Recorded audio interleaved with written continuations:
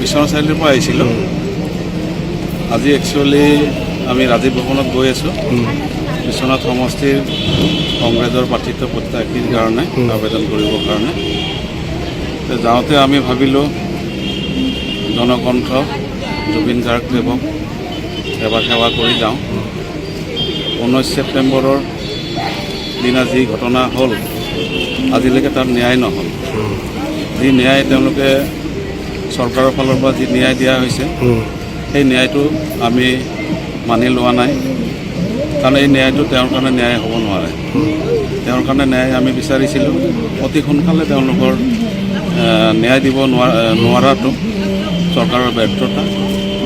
আমি আগলৈ যাতে দোষী উচিত শাস্তি পায় তাৰ কাৰণে আমি এতিয়াতো চৰকাৰৰ ওপৰত আশা কৰি লাভ নাই, এতিয়া আমি ওপৰৱালাৰ ওপৰতে আশা কৰিছোঁ।